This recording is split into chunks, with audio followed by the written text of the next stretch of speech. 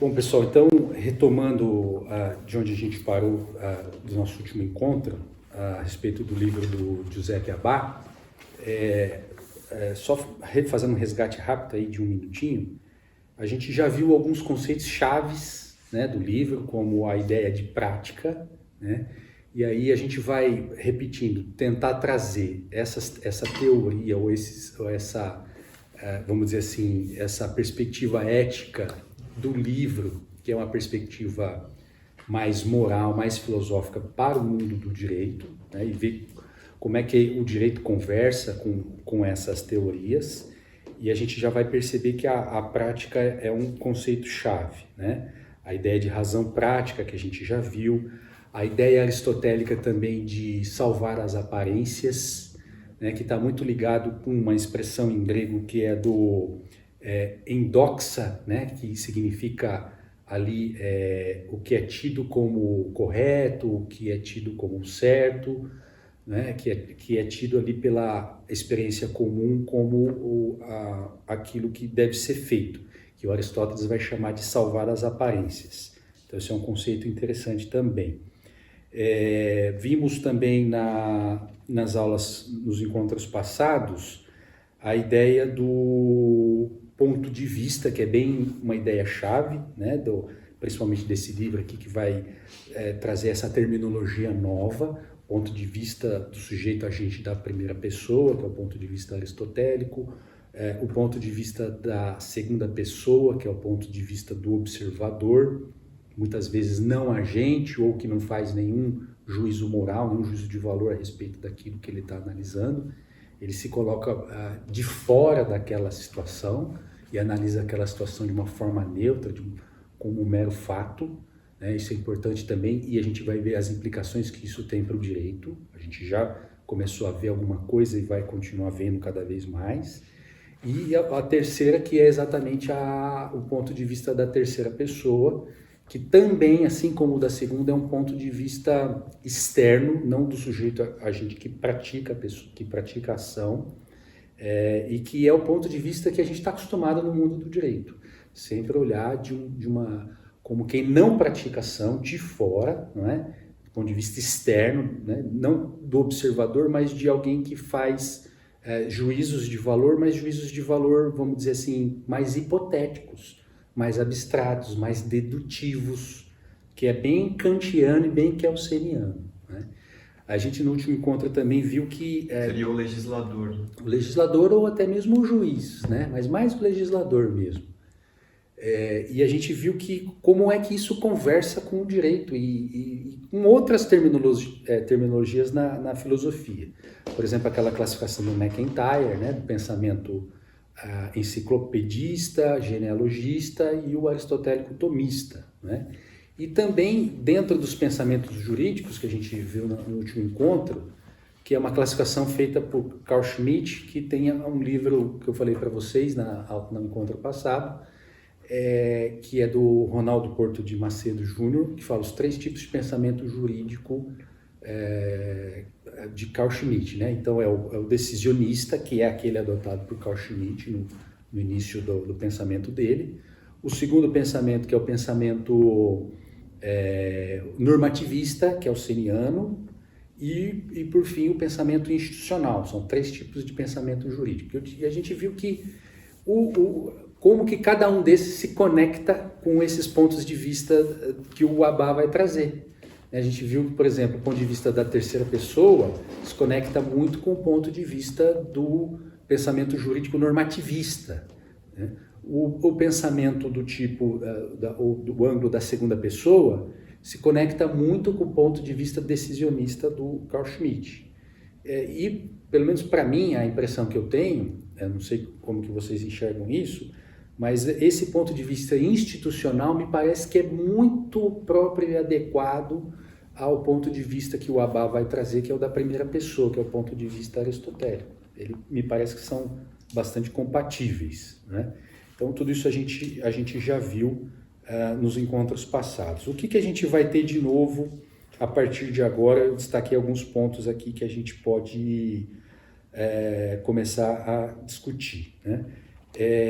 O primeiro deles é aquela ideia de que a filosofia moral não vai compreender, não vai dizer respeito apenas a uma questão de lógica. Isso tem muito a ver com os dias atuais, que a gente fala exatamente de, por exemplo, inteligência artificial, não é? E acha que a inteligência artificial vai ter condições de dar as respostas adequadas desse ponto de vista moral. E o que o Abba vai trazer aqui dentro dessa perspectiva é que a filosofia moral e, portanto, o direito, porque a gente está conectando os dois, né? A lógica não vai ser suficiente. E aí ele vai trazer esse ponto de partida da ideia de prática, né? Ou da praticidade do conhecimento, né? Ou do conhecimento prático, que é um conhecimento que a gente tem que entender bem isso daqui para não, vamos dizer assim, não cair em alguns extremos. Por exemplo, para Platão vai fazer o oposto, né? Ele não vai partir da prática, ele vai partir das ideias, de um mundo das ideias. Então, o pensamento platônico é essencialmente o quê? Ele é um pensamento essencialmente dedutivista, ele vem de cima, né, e até a realidade prática. O outro extremo, vamos dizer assim, é aquele das teorias mais contemporâneas, que vão dar ênfase apenas à prática, apenas ao conhecimento prático. E a gente pensa que para por aí. A gente acha que a gente tem que optar por um desses dois extremos. Ou a gente é platonista e acha que o mundo das ideias, o que da perfeição, e aí alguns autores, a Martha Nussbaum, por exemplo, vai chamar isso de olho da perfeição ou olho de Deus, que é esse olhar platônico sobre as coisas, né? Quer dizer, é um olhar que foge um pouco do contexto, da historicidade das coisas que a gente vai ver nesse capítulo de hoje. E o outro extremo, quer dizer, é você esquecer um pouco o que é bom em si, né, as ideias ou os ideais, e ficar só no raso, só naquilo que é mais imediato, aquilo que é mais comportamental ou apenas comportamental, e não faz esse jogo que a gente vai ver nesse capítulo daqui a pouquinho. Vocês já tiveram a oportunidade de ler a ideia de duplo movimento, que é uma ideia que nos textos anteriores de MacIntyre a gente já viu, e que aqui o Abba vai trazer isso de uma maneira muito clara, né? Por que duplo movimento? Então vamos lá, esse é um conceito interessante, um conceito-chave. Duplo movimento, exatamente porque o Aristóteles ele vai partir da experiência prática, né, da realidade prática, da endoxon, né? Eu não sei se é exatamente assim que se pronuncia, mas vamos imaginar que sim, né? Endoxon, ou doxa, né? Endoxa, e ele vai, portanto, partindo do real, né? Então a gente já começa a perceber o seguinte, que essa filosofia do Abba é uma filosofia realista, porque ela parte do real, da experiência prática. Diferentemente de outras filosofias que partem do quê? Do abstrato, das ideias. E quando a gente fala de direito, a gente pode fazer a mesma coisa. A gente pode optar por duas escolas. A gente pode optar por enxergar o direito do ponto de vista abstrato, de partir do mundo das ideias e tentar encaixar ali, ainda que de uma maneira um pouco forçada na realidade. Essa é uma postura que a gente pode ter. Ou a gente pode ter a outra postura, que é a postura aristotélica, né, que o Abba vai trazer. O inverso, é partir da realidade e aí sim subir para ver como é que isso pode ser corrigido, como é que isso é confirmado pelo mundo, pelo ideal, pelo mundo das ideias, né? Entram aqui, se eu não me engano, acho que entram 2 pontos. Então, para a gente entender como que está funcionando uma dualidade hoje. Então, existem puristas do direito natural, que eles só veem a intervenção e eles têm um sério problema em positivar alguns pontos. Então, tem uma escola que toda voltada nesse sentido. já existe também uma escola totalmente positivista, em que, poxa, ele quer modelar ali conforme ele está querendo, mesmo a realidade batendo contra, e vai indo, vamos fazer a realidade batendo contra, e vai forçando a barra, e tem uma tensão gigantesca.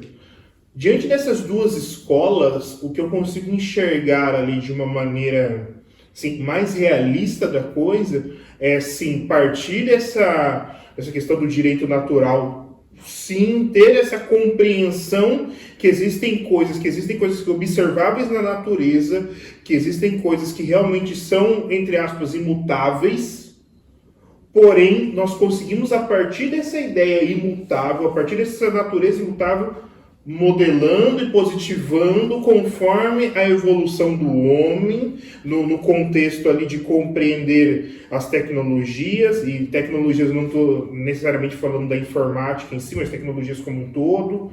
Então nós passamos por uma revolução do trabalho, nós passamos pelo maquinário, antes pela imprensa, hoje nós estamos com computadores, mais para frente vão vir outras tecnologias, mas compreender que tem assim um fundo imutável, só que a sociedade mudando, é preciso olhar para o imutável e evoluindo e trabalhando as leis conforme isso. Então eu vejo duas escolas ali que talvez temos que ter um certo cuidado. Então o direito natural por si só ele não responde às questões atuais. Como nós estamos aqui estudando direito contemporâneo, só o direito natural isso não responde, mas também o direito positivo não responde. Então, a melhor compreensão que eu consigo enxergar é o direito natural, que vai evoluindo conforme a sociedade e nós compreendemos sobre a luz do imutável, mudando conforme o tempo. Então, eu vejo essas duas tendências e esse caminho central que é mais necessário, é o mais importante em que nós estamos trabalhando. Você tocou num ponto importante, Vinícius, que é a própria compreensão de direito natural. Porque o direito natural, ele também é um termo, é uma palavra, ou ele recebe uma compreensão ambígua. Nós podemos enxergar o direito natural sob o ponto de vista enciclopedista, ou seja, de achar que alguém de cima para baixo vai dizer, olha, isso é o direito natural, e esse direito natural é o direito natural, vamos dizer assim, distorcido, né? É o direito natural que ele aparece ali vamos dizer assim, ele é mais recente, ele não é um direito aristotélico tomista, né? E ele é um direito que muitas vezes confunde a cabeça da gente, porque a gente está achando que está falando de direito natural, mas não está falando de direito natural. A gente está falando daquele sabichão, daquele dono da verdade, que diz, olha, isso é o direito natural. Então, a primeira coisa é a gente tentar compreender de que direito natural a gente está falando. Né? Isso é chave. Né? E o que você falou é exatamente isso. E esse conceito filosófico, quando a gente traz ele para o direito e para essa discussão do direito natural, ela vai ajudar. Porque o direito natural não vai ser esse direito natural platônico, que eu sei o que é de forma dedutiva, e ele não vai ser um direito da natureza dos animais ou comportamental. Ele vai fazer esse duplo movimento. É esse que é o direito natural aristotélico tomista. Porque ele vai partir da experiência, da natureza, né? E ele vai ver se isso se confirma quer dizer, aquilo que é bom enquanto tal, né? enquanto, vamos dizer assim, indivíduo, enquanto coisa, e aí a gente vai fazer esse movimento de subida para o mundo das ideias para dizer se aquilo é bom em si mesmo, né? Que é o imutável, e aí nós vamos fazer a confirmação de volta, quer dizer, por isso que é duplo movimento, a gente sobe no raciocínio e depois desce, e confirma na realidade para ver se aquilo encaixa, se aquilo é palpável, se aquilo aqui é possível de se realizar, porque senão fica uma coisa irrealizável, e o direito natural, ele, dentro dessa concepção, ele não pode ser irrealizável, senão ele não é direito natural. Então realmente você precisa desse diálogo, dessa conversa, desse movimento entre essas duas posições, né? Que o Aristóteles já falava disso, o Tomás Aquino, e aqui também o McIntyre vai falar também, né, dessa ideia do do duplo movimento, que é sensacional, bem interessante mesmo. Rafa, às vezes parece que querem colocar o direito natural de uma forma romântica, né? Exato. Como se fosse algo assim meio de Que, sonhadores, não sei. que a gente pudesse deduzir, olha, isso é o direito natural perfeito, né? Quer dizer, esse tipo de direito natural, que na verdade não é um direito natural, ele recebe o nome de direito natural, mas ele é exatamente um pensamento enciclopedista. Ele é um pensamento sabichão, de que, olha, que é um pensamento que, vamos dizer assim, ele surgiu muito com a reforma, ele surgiu ali a partir do século XIV, XV, e ele dominou todo o pensamento, não só filosófico, mas também teológico, e esse tipo de pensamento também dominou o direito. Né? Também dominou o direito. Então, esse tipo de direito natural que não tem sido capaz de dar respostas para o mundo contemporâneo, porque o mundo contemporâneo é muito mais complexo, e os sabichões não têm condições de dar resposta para todos os problemas práticos que a realidade vai trazendo, então não encaixa, e aí as pessoas falam, fora o direito natural. E essa concepção filosófica contemporânea, da pós-verdade, né, do pós-positivismo, como a gente já até mencionei no nosso último encontro, o diagnóstico que ele faz está correto. O problema são as soluções que ele oferece. Mas o diagnóstico está correto. Por quê? Porque ele está diagnosticando esse tipo de direito natural, que é um direito natural enciclopedista. Mas ele não está questionando aquele direito natural, e nem tem como, porque a base do direito contemporâneo é muito parecida com essa base que Aristóteles trazia, que é a partir da experiência. Então, o direito contemporâneo, quando fala muito em comportamento, das teorias comportamentais, da experiência, de dados, de pesquisas, do empirismo, quando o direito contemporâneo, o pensamento contemporâneo fala muito disso, ele tá muito próximo de Aristóteles. Ele está resgatando Aristóteles. Né? A diferença é a seguinte, que esse movimento contemporâneo ele não vai fazer essa subida para ver o bem em si. Ele se limita, ele fica no raso, ele para por ali. E a gente sabe, a gente acabou de ver a questão lógica. A questão lógica, ou a matemática por si só, ou os números, pesquisas, etc., por si só, elas não dão respostas morais para os grandes dilemas que a gente vive. A gente precisa de algo mais. Né? Que essas teorias pós-modernas, ou contemporâneas, da pós-verdade, eles vão fazer o diagnóstico dizendo, não, essa verdade absoluta, esse direito natural, entre aspas, enciclopedista, isso aí não resolve. E eles têm razão, não resolve. O problema é que, como a gente viu, eles simplesmente falam, então não tem verdade.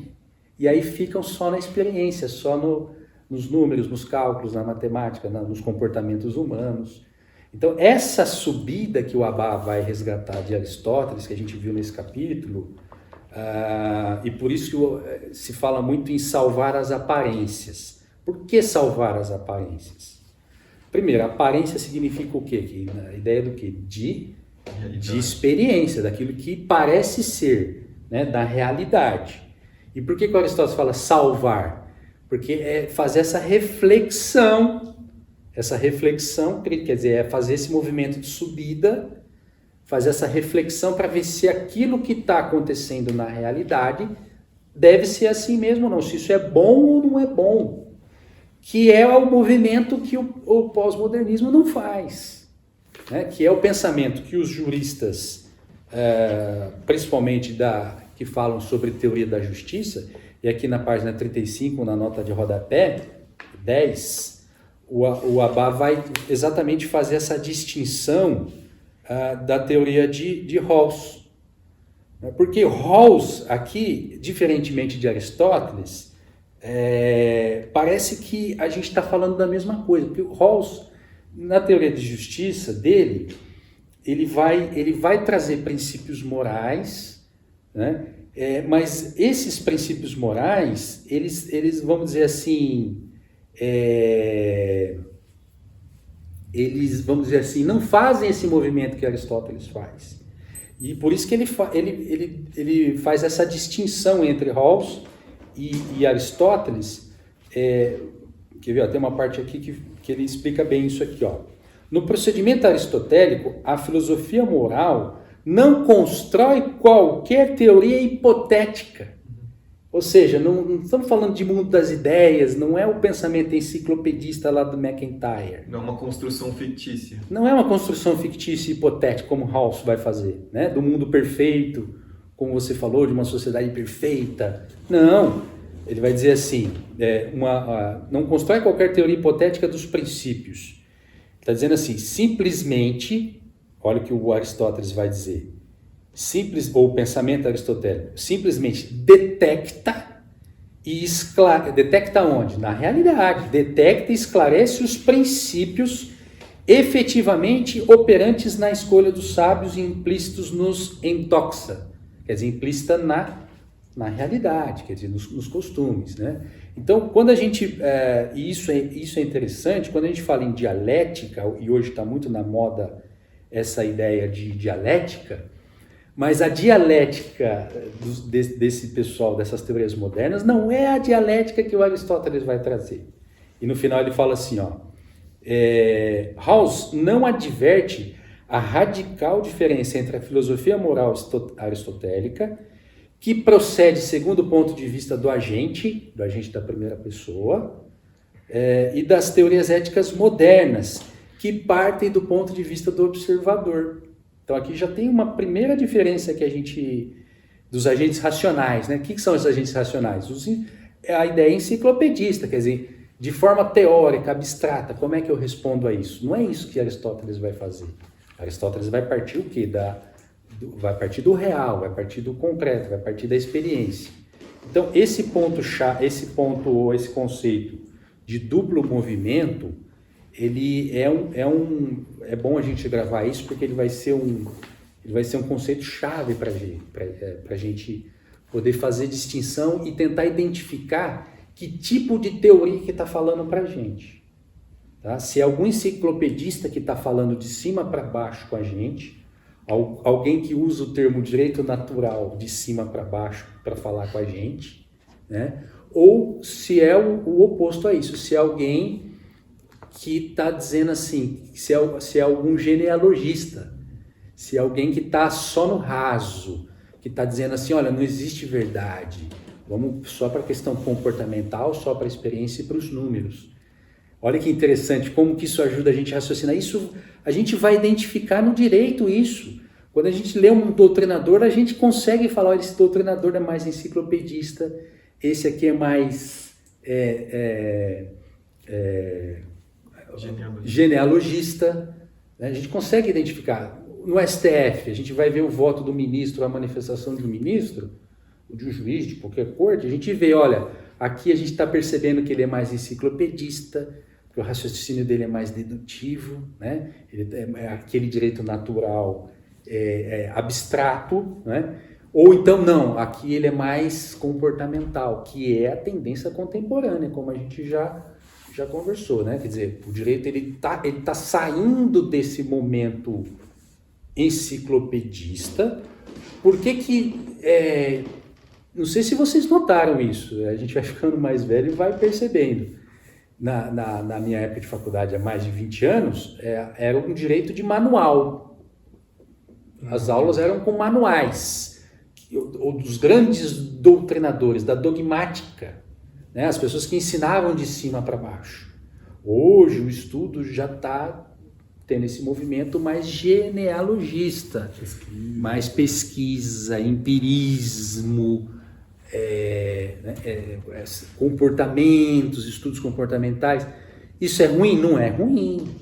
Ruim é ficar nisso e achar que isso é suficiente para fazer justiça, que isso é suficiente para o direito. Então, se a gente conseguir perceber isso, a gente vai estar anos-luz independentemente do tipo de posição do nosso pensamento jurídico, só o fato da gente conseguir identificar isso já é um diferencial. Tem 2 pontos aqui que precisam ser acrescentados. Aqui entra o meu lado de exatas, dizendo que números, dependendo da situação, se você espremer eles, ele vai dizer a verdade que você quer. Então tem que tomar muito cuidado com os números, com a pesquisa científica que você está fazendo. Estatística sim. Para você chegar numa estatística realmente válida, você tem que ter muitos cuidados relacionados à tendência, relacionados ao lugar onde você vai coletar as estatísticas, enfim. O escopo, né? É o escopo, mas mesmo assim você tem que tomar muito cuidado com o escopo. Quando você chega no final, no resultado, você tem que olhar de novo no seu escopo para você verificar, poxa, será que eu não escolhi um escopo errado, não, que tendeu o resultado para um lado que não condiz com a realidade? Será que eu espremi os dados? Então, esse acho que é um ponto importante de acrescentar. O segundo, eu terminei agora a graduação de Direito em 2020, você está ainda nela, né? Eu não me recordo, assim, eu acho que talvez 2 ou 3 professores, eles falavam quem são os catedráticos de tal matéria. Então, por exemplo, Direito Constitucional. O José Afonso da Silva ali, mas se eu escutei 3 citações dele durante as minhas aulas, foram muita coisa, tá? Não teve... Direito Civil, eu não tive, eu acho que durante as aulas eu não me lembro de nenhuma citação de um catedrático. Direito Civil, que é a área mais clássica ali do direito, eu não me recordo de um nome de um catedrático que foi citado em aula. Pega outras matérias, administrativo, penal. O professor está ali, ele escolhe mais ou menos por onde ele quer caminhar. Não estou dizendo que é válido ou não, só constatando esse ponto que os enciclopedistas, entre aspas, estão sendo afastados da academia. É lógico que se você for fazer uma pesquisa de mestrado, doutorado, você vai precisar citar eles, mas durante a graduação eu escutei a citação deles por muito pouco. Então, você perguntar para mim, qual que é a linha de raciocínio do José Afonso da Silva? Não sei. Porque durante a graduação a gente não verificou esse ponto. Como que é a exposição do conteúdo? A exposição do conteúdo é feita pela circunstância. Assim. Então, por exemplo, vamos estudar o artigo 5º. Então, ele pega... Casuística. O meu professor ele fala assim, na minha opinião... É isso? Minha opinião. Na minha opinião? Eu acho que deveria ser dessa forma, literalmente. Literalmente. Então, você viu alguns o professor falando de alguns catedráticos ali de cada uma das matérias? Não, Então, que ele quer dar. Mas veja que a gente está saindo de um extremo e indo para outro, né? Sim. A gente está falando do cara que sabe tudo, daquele que assim, olha, o que importa é a opinião e cada um tem a sua. E aí não tem assim uma discussão racional para tentar dizer, olha, o melhor, o que é o melhor? O emotivismo, Né? Oi? O emotivismo, né? O emotivismo. Claro, o emotivismo é esse pensamento contemporâneo, no sentido assim, a minha opinião, o que eu sinto. E aí você cria o que o MacIntyre vai resgatar, que é um conceito-chave também que a gente vai ver em alguns capítulos aqui na frente, não está nesse daqui, a ideia de incomensurabilidade. O que é a incomensurabilidade? Você não consegue medir, você não consegue discutir. E a gente percebe isso claramente hoje na sociedade, na imprensa, nas faculdades de direito. Por quê? Porque não tem ponto em comum para você falar, olha, vamos raciocinar em cima disso. Não. Um vai falar abobrinha, o outro vai falar chuchu, e eles vão falar coisas diferentes, e aí vira minha opinião. E você não pode contestar a minha opinião, como ele não pode contestar a opinião do outro. E isso não cria diálogo. E isso é fundamental em Aristóteles. Quando ele vai falar em dialética, ele vai insistir nesse ponto de que isso é importante. E até ele diz aqui, né, numa certa passagem, na 36 aqui, ele fala assim, ele diz assim, que você partir da experiência moral, da prática, isso não vai ser unívoco. Vai haver ambiguidades, porque cada um vai enxergar de uma forma diferente. Né? Então vai surgir o conflito. Não, mas então é impossível, porque a gente vai cair na opinião de cada um, individual. Vai falar assim, conflitos e ambiguidades. enfim, pontos de vista que são incompatíveis e aí você não cria uma conversa.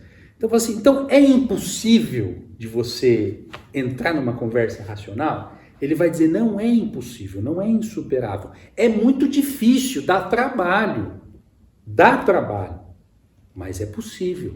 Né? O problema é que no nosso momento contemporâneo, a gente vive uma sociedade complexa e altamente veloz. Hoje a internet, se ela, né, começa a demorar muito, você já quer comprar um plano que tem uma velocidade maior, porque você não consegue esperar a página ali baixar. Você quer as coisas instantâneas. Então, olha a dificuldade que a gente encontra. Quer dizer, a sociedade está com pressa. Ela precisa de respostas rápidas.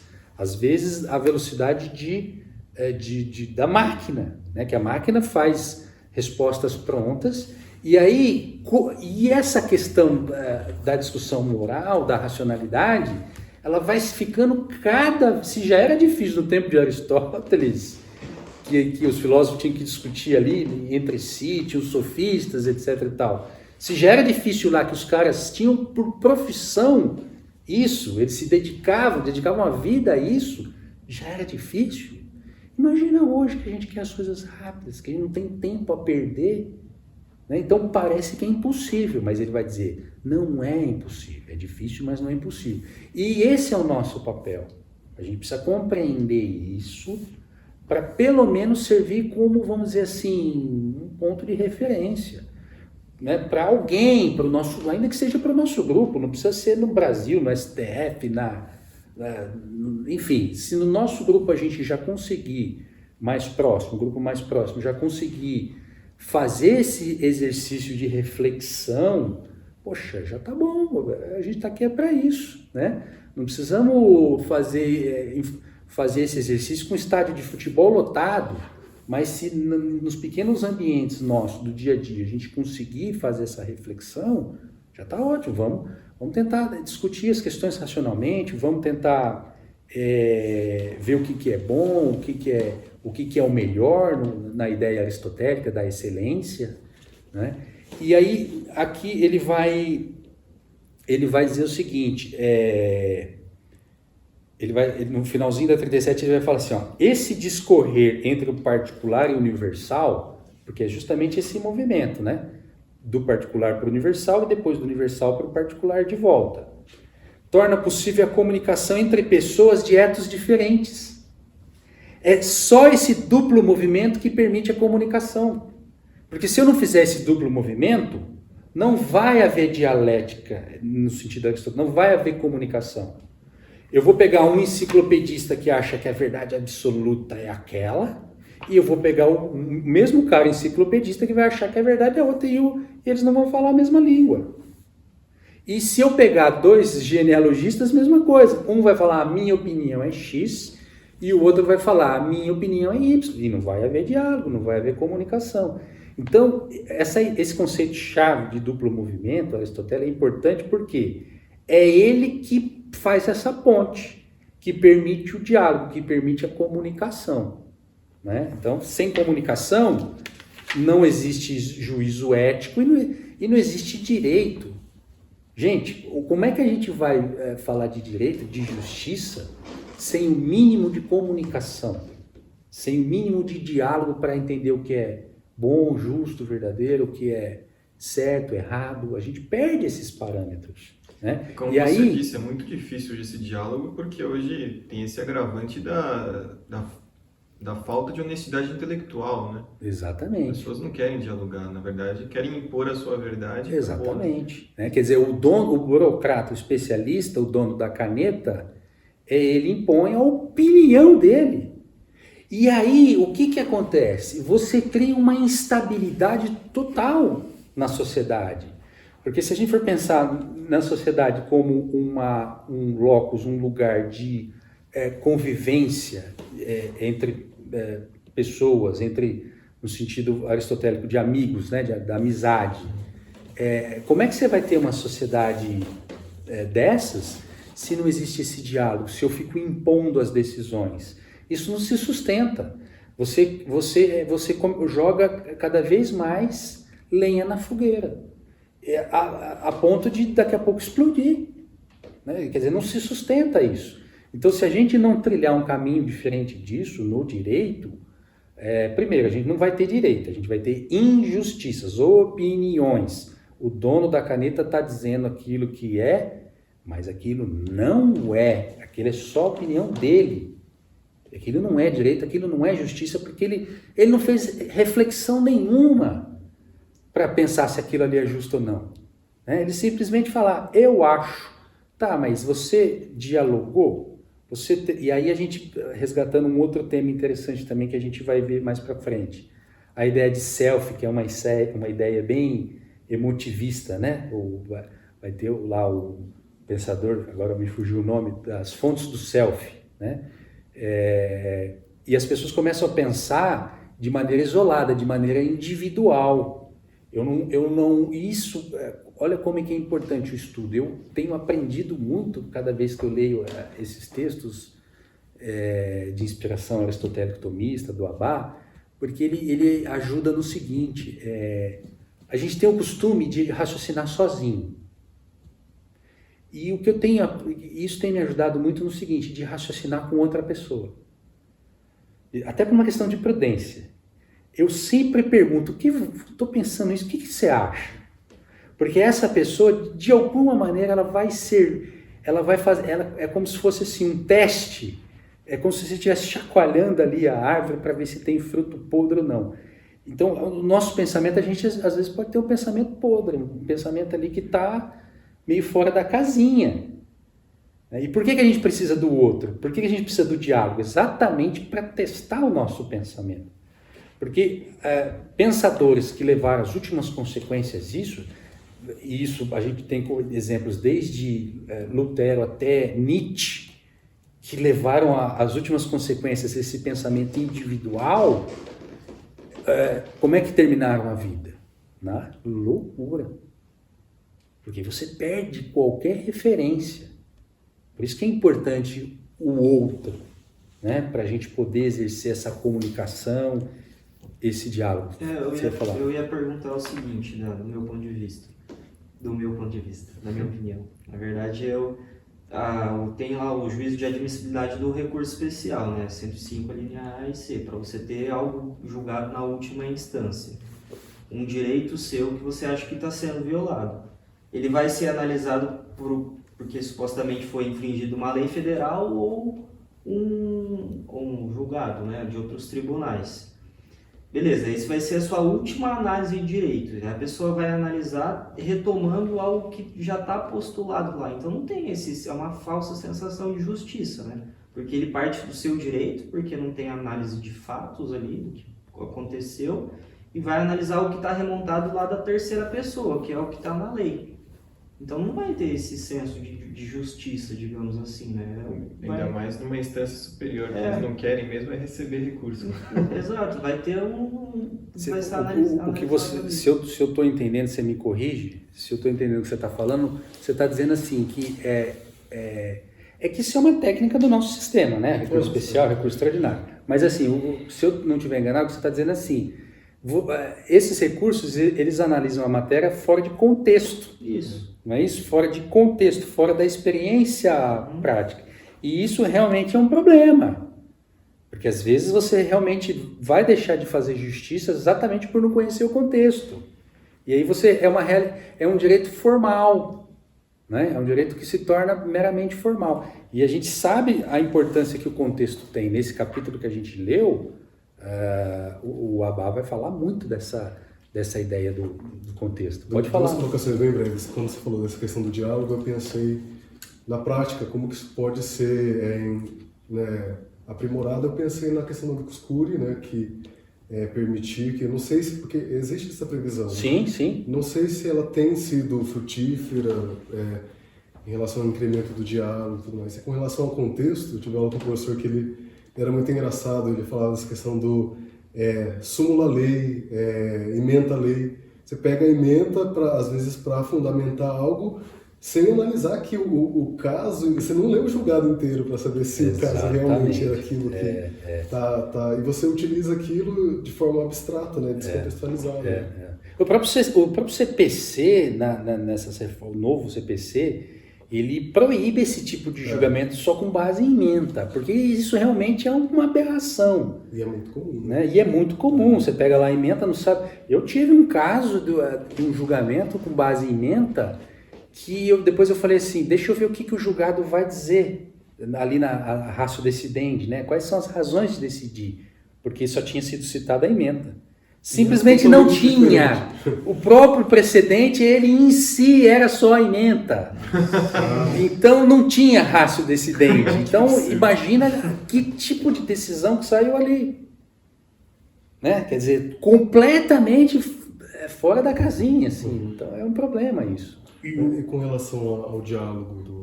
Então, o amicus curiae, você falou. O amicus curiae... aprimorar isso?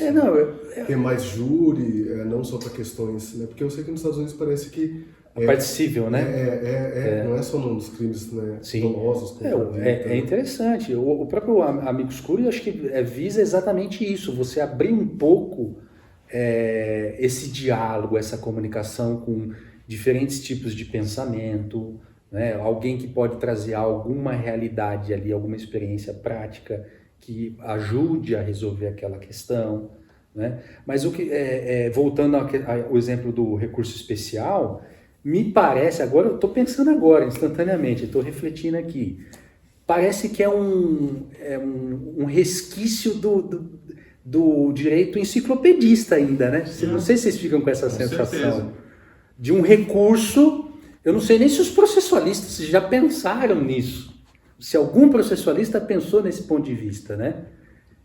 De que o recurso especial, no fundo, ele é um resquício do pensamento enciclopedista de que você dá uma decisão de cima para baixo, diz o que é o direito, interpreta a lei ali, ponto final.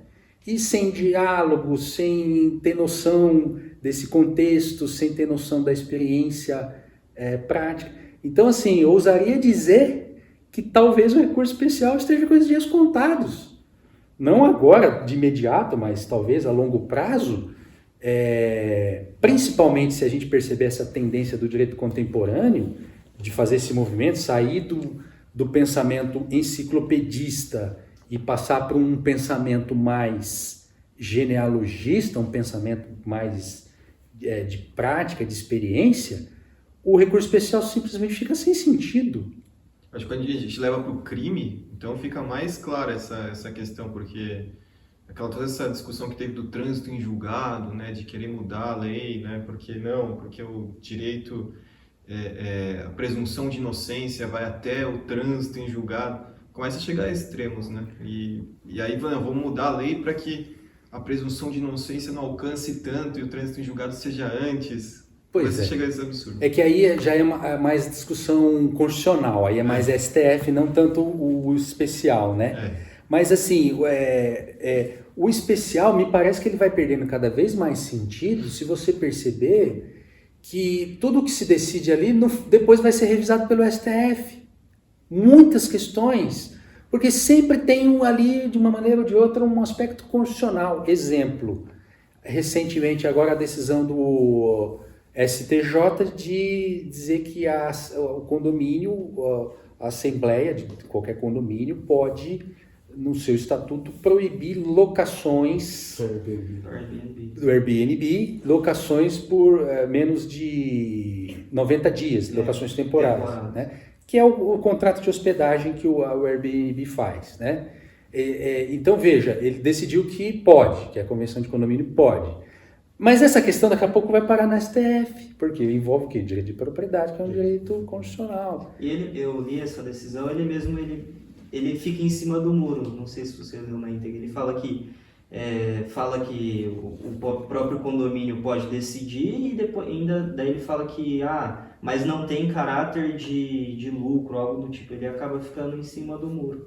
Sabe por que fica em cima do muro? A sensação que eu tenho é a seguinte, que ele não sabe explicar, ele não sabe dar o fundamento do porquê que o condomínio pode fazer isso.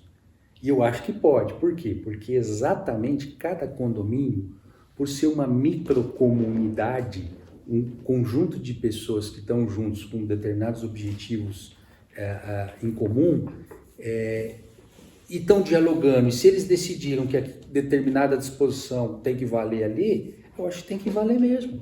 Isso eu chamaria de microdireito, né? De microdireito, de, vamos dizer assim, de microcomunidade que tem que ter essa autonomia para estar regulando. Como a gente aqui, nós somos um grupo de estudo, a gente tem que ter autonomia para dizer qual é o horário, quanto tempo, quais são os dias.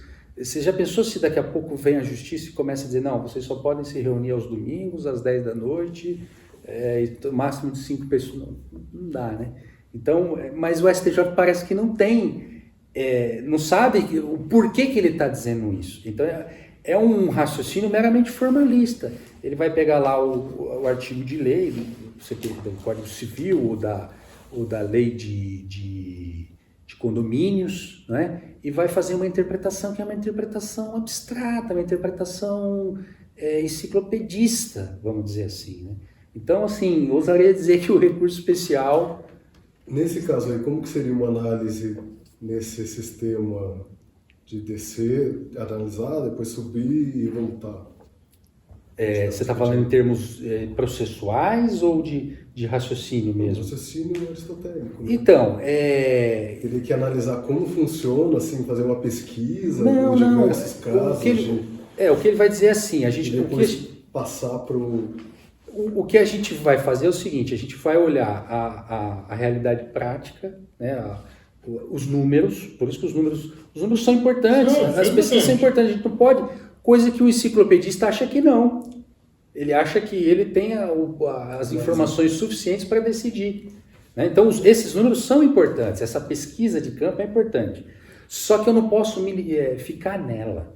Eu preciso fazer esses juízos morais, eu preciso ir para esses princípios, para os últimos princípios, para aquilo que é excelente, qual que é o fim do homem, qual que é o fim da sociedade, né? O que é o bem comum. Eu preciso ter bem em mente esses conceitos, e a gente vai ver muitos deles daqui para frente, né? Esses 3 exemplos, né? Bem comum, o que é o bem comum? Então, se você vai tomar uma decisão, seja ela qual for, sobre qualquer matéria, Airbnb, seja lá o que for, e você não faz essa pergunta fundamental, o que é o bem comum, como é que você vai decidir bem? Né? Porque isso é uma assembleia que vota, né? Então, mas aí, porque o STJ, ele está dizendo assim, o STJ não disse assim, olha, a Assembleia sentou e eles analisaram que o bem comum daquela microcomunidade era impor isso. Não, ele falou assim, pela lei o estatuto diz que a maioria vence, então a maioria venceu, é assim. Não é uma pena uma decisão nesse sentido, com esse tipo de fundamento? Só nessa leitura eu consigo, por exemplo, nesse caso, analisar 2 pontos. Que é o caso, por exemplo, por que eu sou num condomínio? Ponto 1, questão de segurança. Se você está trocando todo dia de pessoas ali dentro, o quesito segurança, ele cai e cai muito. Sim. Então, essa pode ser uma justificativa negativa para a coisa. Ao mesmo tempo que você pode estar ali num sentido de compartilhamento, no sentido de comodidade, de criar laços, vínculos, não ter pessoas estranhas a cada semana. Inclusive, essa é uma das fundamentações. Falavam que davam a chave para os hóspedes, a chave do portão, controle de garagem para a pessoa que ficaria... Então, mas salvo engano, pelo que eu me recordo, a decisão ela trouxe dois pontos que me parece que passam longe disso que a gente está conversando aqui, que é o sossego, né, sossego e tranquilidade, e a segurança dos condôminos. Tem isso? Tem, mas eu acho que a questão é muito mais profunda que só isso daí. E o STJ não vai discutir isso, ele não vai dizer, olha, qual que é o bem comum? O termo, ou a ideia, e esse que é o movimento, você perguntou, como fazer isso, Luciano? Fazer as perguntas fundamentais. É assim que a gente faz um juízo moral, ético, dentro dessa proposta aristotélico-tomista. Né? Perguntando o que é melhor, o que é bom em si. Né? O que é o bem comum? Qual é o telos, que é bem aristotélico? Qual é a finalidade disso, dessa norma? Até para, por exemplo, eu não... imagine que, de repente, essa disposição leve a um certo tipo de discriminação com um dos proprietários. Isso, primeiro, não vai ser bem comum e a finalidade vai ser uma finalidade vil. Mas eu preciso fazer essas perguntas. Folhas 38, identificar a pergunta principal. Pergunta principal, olha só. Rafa, eu acho assim, que aquilo que você estava falando da velocidade da sociedade, é difícil você instaurar esse diálogo e chegar nessas perguntas, porque todo mundo parece que quer uma coisa rápida. Tem que sair rápido. Até a sua opinião, você quer uma coisa pronta. Até para você. Você Você quer contratar alguém para decidir para você, não quer é? que alguém te dê a resposta. Aí vem, no direito vem recurso repetitivo, IRDR, aquelas coisas assim que... Aí você, não, tá aqui, ó, decidiu, é isso que eu vou aplicar. Então ninguém mais quer pensar. E dá uma cadeia de consequência, né?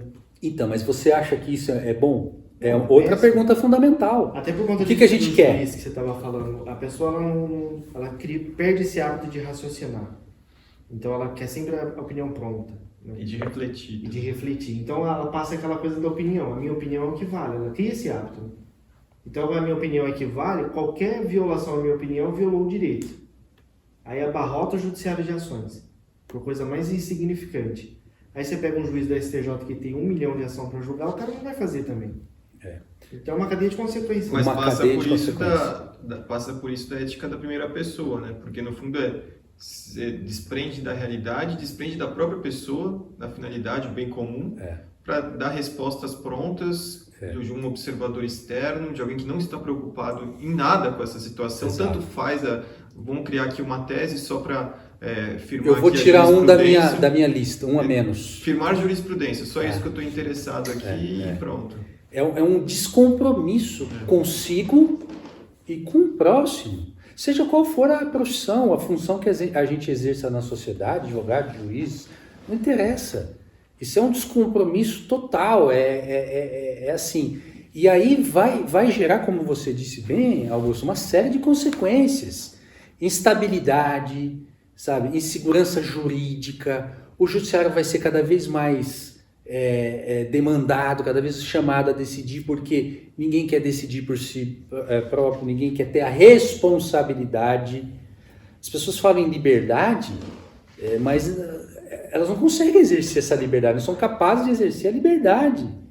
Porque, o que é liberdade? É exatamente você fazer esses exercícios ou esse movimento de reflexão, de diálogo. É muito fácil a gente olhar para dentro e falar assim, não, eu conversei, eu imaginei que o melhor é tal coisa. E não conversar com uma outra pessoa para pelo menos testar se aquilo que você está pensando é isso mesmo ou não. Porque esse diálogo permite isso, né? Então, assim, a gente vê algumas anomalias que muitos juristas vão nascer, crescer e morrer, vão se formar, vão exercer altos cargos dentro da estrutura judiciária, jurídica, e nunca vão fazer um exercício de reflexão como esse que a gente está começando a conhecer aqui através desses pensadores, né? Então isso é muito importante. E já encerrando, acho que mais uns 2 minutinhos a gente já encerra, pode ser? A ideia que ele fala aqui na 38 de novo, né? Da gente não partir do zero. Né? Quer dizer, por que a gente não pode partir do zero? Exatamente porque a gente tem essa estrutura, essa história, né? Esse contexto, a gente tem a doxa, né? Ou indoxa. Salvo engano, acho que é daí que vem, talvez, depois até vamos dar uma olhada nisso, as expressões ortodoxa e heterodoxa. Eu imagino que seja daí, né? Dessa expressão doxa aí da realidade, da experiência. Quer dizer, ortodoxa, reto, de acordo com a realidade, e heterodoxa de forma diferente, né? Então a gente vai assimilando. E aí, no finalzinho desse capítulo que a gente narrou, o partir do zero é a ideia de tábula rasa, né? Quer dizer, nós não podemos, ou pelo menos esse pensamento aristotélico tomista, ele não pode partir da tábula rasa como se o mundo tivesse surgido hoje, como se eu fosse o centro do universo e tivesse condições de decidir sem o mínimo de diálogo, sem testar o meu pensamento, né? Então é importante isso também. E que ele vai chamar também, além de ponto de vista da primeira pessoa, ponto de vista aristotélico, ponto de vista narrativo. Por que narrativo? Exatamente porque tem esse contexto. Não é uma tábula rasa, não é do zero, as coisas não são do zero. Né? Não existe uma neutralidade, como algumas teorias éticas e teorias de justiça defendem que tem essa neutralidade dos olhos vendados. Isso não é real, não é como o Rawls vai fazer, né? A ideia lá de você vendar os olhos como se você não tivesse presente na situação. Quer dizer, é o oposto de tudo isso daqui que o Abba está propondo para a gente, né? A ideia de que dos interlocutores realizarem uma separação do tempo, como se fosse a gente criasse assim, bem ideia de metaverso mesmo assim, né, Angelica? Você cria um ambiente assim que, olha, vamos discutir nesse ambiente hermeticamente fechado, com controle de pressão e temperatura, e aqui nós vamos tomar as melhores decisões, né? Quer dizer, parece que é meio complicado isso. E deixa eu ver se tem uma última ideia interessante aqui dessa visão. Ele vai fazer esse contraponto de novo do dogmatismo. O que é o dogmatismo? Essa ideia enciclopedista, né? Versus a dialética aristotélica, que vai partir da realidade, enfim. E aí, 2 pontos finais aqui só para finalizar. Um deles é o seguinte, a ideia já na 46, ele vai dizer assim, que a gente tem que ter essa maturidade e humildade de entender que nós não vamos, Xeliga, aí voltando naquele ponto do direito natural, que muitas vezes o que a gente está achando que é o certo, o justo, o bom hoje, isso pode mudar. Isso não é definitivo, amanhã pode ser de uma forma diferente, porque nós podemos não ter encontrado aquilo que é bom, justo e verdadeiro, né? Mas isso não significa que a gente vai lavar as mãos e desistir de buscar o que é bom, justo e verdadeiro. A gente vai continuar insistindo, hoje isso é bom, justo e verdadeiro, mas amanhã pode ser que a gente encontre algo melhor, aquela ideia da gente fazer uma análise fora do tempo, né? Olhar o que alguém fez 500 anos atrás e como nós vamos ser julgados hoje pelos nossos descendentes daqui 100 anos. Né? Então, é normal que haja esse tipo de evolução. Então, no fundo, o que ele vai dizer é que, ele vai dizer assim, nosso confronto crítico pretende aferrar-se a este programa ou pressupô-lo. Resultará quase sempre necessariamente um sumário, ou seja, uma espécie de esboço, uma espécie de work in progress, né? Quer dizer, a gente vai estar sempre buscando o que é bom, justo e verdadeiro. É difícil, é complicado, precisa de diálogo, o mundo contemporâneo é rápido, não quer saber disso, nós não queremos exercer de acordo com a nossa liberdade, a nossa responsabilidade, mas isso é necessário, né? E, finalmente, uma última ideia aqui interessante, na página final 47, que eu acho isso fantástico, essa ideia aqui, né? Ele fala assim que tanto a narrativa histórica como a argumentação dialética podem pôr em dúvida algo que é tido, até hoje, que é tido como óbvio. Tem coisas que parecem que são óbvias, que a gente desiste de se perguntar, mas será que é assim mesmo? Né? Então, e aí quando a gente questiona, vem alguém e fala, não, mas que absurdo, como você está questionando isso? Mas isso é bem aristotélico, tomista, a gente precisa questionar, a gente precisa fazer esse movimento crítico, né? Ele fala assim, é tido como óbvio e contrapor a isto alternativas que sempre se mostraram verdadeiras e fundamentadas pelo simples fato de serem dissonantes da opinião dominante. Né? Quer dizer, a gente precisa questionar o óbvio, inclusive. Olha como é revolucionário, né? Quer dizer, parece que é uma coisa, isso que a gente está estudando aqui é uma coisa meio que conservadora, que é uma coisa que visa manter o status quo. E o pensamento aristotélico tomista não é nada disso, quer dizer, ele diz, olha, nada aqui está definitivo, a gente tem condições de buscar a verdade, nada que eu digo assim, né, a gente está falando de direito, a gente não está falando de outras coisas maiores, de outros tipos de pensamento filosófico, etc, né, a gente está falando de direito. Então a gente precisa buscar sempre em busca de algo. E aquilo que é óbvio merece reflexão também. Né? Alguma coisa para encerrar, pessoal? Um último comentário? Ele coloca isso como consciência moral lá atrás, não coloca? Essa definição da pessoa inserida lá no ethos, questionar e... Sim, é. Porque você precisa estar inserido naquele Isso. grupo, naquele pensamento, naquele ambiente para poder questionar. E o que os outros pontos de vista vão fazer é diferente. Quer dizer, eu me coloco como de fora disso, como um observador ou como alguém que impõe de fora e sem ter essa familiaridade, sem ter essa experiência. Por isso que o ponto de vista da primeira pessoa, que é proposto pelo Abba, que é resgatado pelo Abba, passa a ser importante também para o direito. Também para o direito. Quando eu vou julgar, quando eu vou peticionar, quando eu vou falar de direito, eu preciso também fazer essa reflexão sobre o ponto de vista da primeira pessoa. Né?